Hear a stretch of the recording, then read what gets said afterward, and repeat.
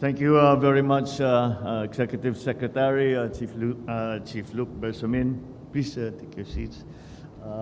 Also with us here is House Speaker, Speaker Martin Romualdez, His Excellency Lee Sang-hwa, the Ambassador of South Korea to the Philippines, Transportation Secretary Jimmy Bautista, other members of the Cabinet here, Senator Grace, who has graced us with her presence today, San Miguel Corporation President and CEO Ramon Ang, who promises that he will fix this problem once and for all.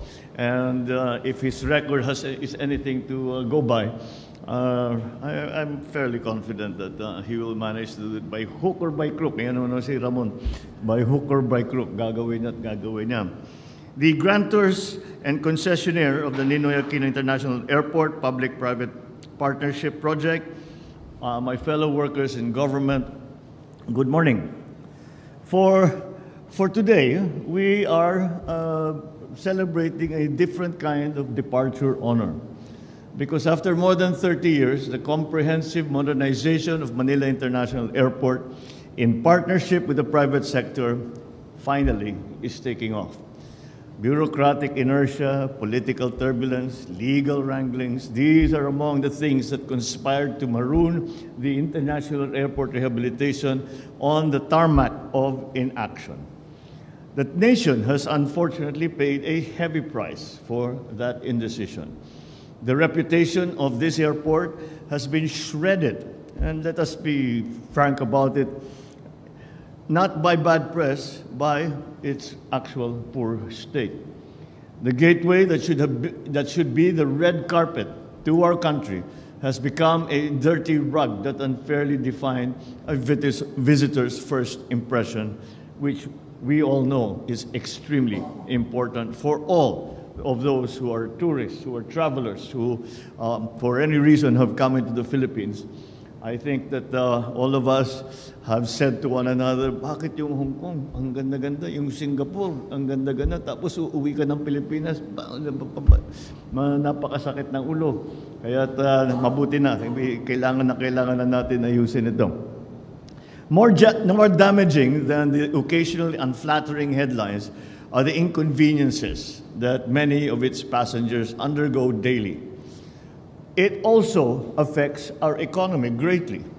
The postponed improvement of the airport has resulted in delayed and reduced number of flights. So due to insufficient flights, visitor arrivals have suffered, denying our economy billions in tourism receipts.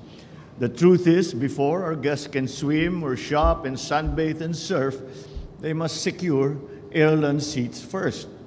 The main cause of the airport's woes are no secret.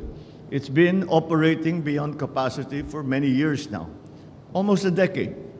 And since that is the case, the restoration of this airport should go beyond its physical design and structure. It requires major overhaul, such as the rehabilitation of the passenger terminals, the airside facilities, the development of commercial assets and utility systems, the provision of intermodal and inter-terminal transport facilities. I think that we have all felt the difficulty of all of these different aspects of the airport operation. Siguro naman at some point, all of us naging civilian tayo na hindi tayo opisyal, na merong nag-aalaga sa atin, naramdaman din natin lahat yan. So today we chart the future of the airport.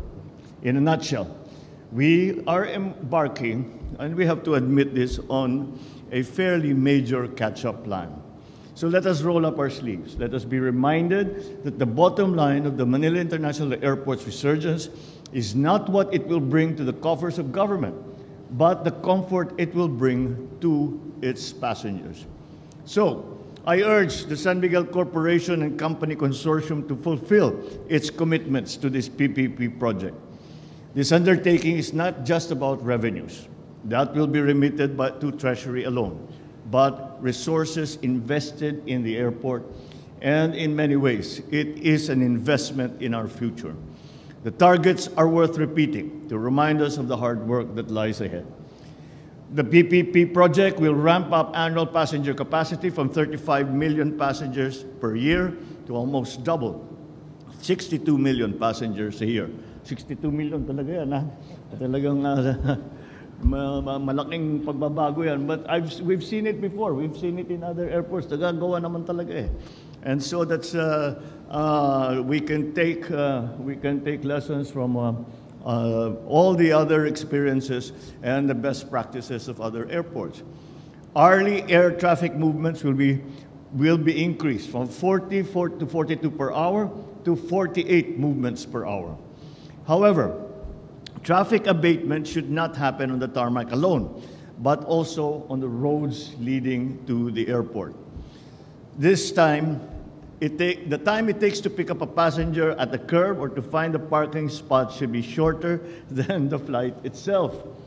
And I think the model that we are always saying, halimbawa, to use as an example, Singapore Airport, ang kanilang measure is lagi na lang sinasabi, the passenger, international, domestic, or otherwise, is out of the airport within 20 minutes. At the same time, it will, if they care to stay there for a day, may layover sila na mahaba, meron din facilities dyan. And so this is what we are trying to, the evolution that we are trying to achieve. So the fast flow of passengers arriving and departing must be guaranteed inside the terminal that is clean and comfortable. For the record, this PPP project was evaluated within a record-breaking 7 weeks, making it the fastest PPP proposal to be approved in history. But we did not sacrifice scrutiny for speed. It was fast, but it was also fastidiously examined at every step of the way. It was open, transparent, and competitive. In fact, the project was aligned with international best practices, structuring and tendering bankable and fair PPP projects. The result is this project in which everybody wins, from the people to the government that will enjoy the financial windfall. The project will mobilize approximately 88 billion pesos in capital investments within its first 6 years of operation. This is more than 8 times the disbursed capital investments for the Manila International Airport since 2010. On top of rehabilitating and expanding the capacity of Manila International Airport, the private sector will pay the government approximately 1.052 trillion pesos in the next 15 plus to 10 years. This 15 plus 10 years. This is more than 15 times the amount remitted by the Manila International Airport Authority to the national government since 2010. So, ladies and gentlemen, to conclude, the PPP project is a fruit of unity, of vision, of purpose. It highlights the great potential of public-private partnerships in accelerating infrastructure development. By bringing in the expertise of the private sector, we are pushing forward infrastructure projects to meet international standards and to provide the public with state-of-the-art services. This PPP project showcases what can happen when we join hands in solving the nation's problems. It reminds us that there is no challenge that is too difficult, that we cannot surmount, that a Filipino ingenuity and spirit cannot surmount, so long as we remain bound together with a common purpose. The project proves that the bagong Pilipinas that we seek is not an impossible dream. Therefore, let us keep working together. Let's brave the turbulence that may come, so we may arrive at the destiny and the destination that we have dreamed for our people. Mabuhay! Congratulations to our Secretary of Transport. Congratulations to the SMC Consortium for putting together what was, I guarantee, it was a very complicated, bid process, but we are finally here, and well done, and we look forward to the successes of the future that this project will bring. Mabuhay at maraming salamat po sa inyong lahat. Magandang umaga po. Thank you, Mr. President.